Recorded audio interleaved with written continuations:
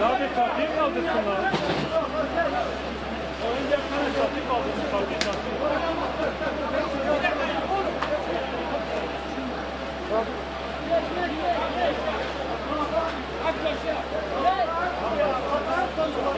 Tatlı var burada.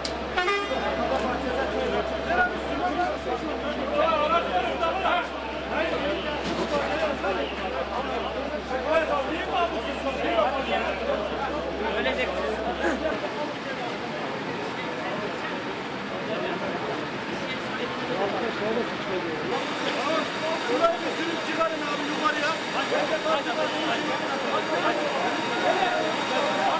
Başta trafo patladı. Ondan sonra da işte çevreye geldi. Başta patladı, elektrik geldi. Tekrar sonradan yine şey oldu. Patladı. Bir yarım saat, bir saat önce.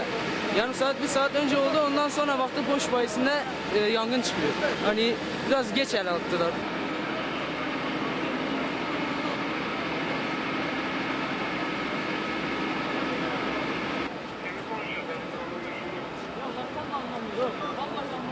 Olimpiyat Dershanesi'nin afişi vardı orada.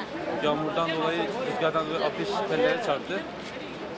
Teller de işte 1 metre yapınca yağmurdan dolayı elektrik şey oldu. Trafoda ateş çıktı zaten. Biz mağazadaydık, Prodi'deydik. Evet, mağazadaydık. Yok, içeriye girip baktık duman falan var da yangın yok. Sadece yan tarafta var, boşta var.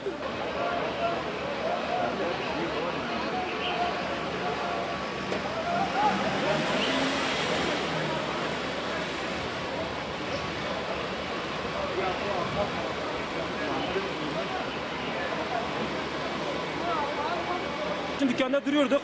Bizim Sabir arkadaşımızın dükkanı yanında bir anda kıvılcımlar başladı. Bu elektriklerle ilgili bir problem olmuş. Tabii tek sağ olsun burada. Bu elektrikleri gömmemişler yerin dibine. İnsanlar neredeyse çocuklar ölecekti burada. Ve bu kısa pazarda olduğu için dükkanlar kapalı olduğu için kısa devre olup dükkanların çoğu içeriden yanmaya başladı. Kısa devre yaptı. Ve bizim amcam oğlunun dükkanı da yandı arkadaşımın dükkanı. Ve biz burada Allah'tan burada olduğumuz için söndürdük. Hemen söndürdük. Biz hemen yangın tüpleriyle Allah'a çok şükür söndürdük, bir problemimiz yok.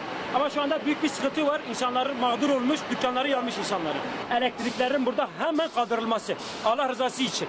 Her şeye yatırım var ama buna yatırım yok. Yani Allah var. Bu böyle bir Müslümanın üstüne düşerse yanarsa bu daha mı çok? Hepsine çek.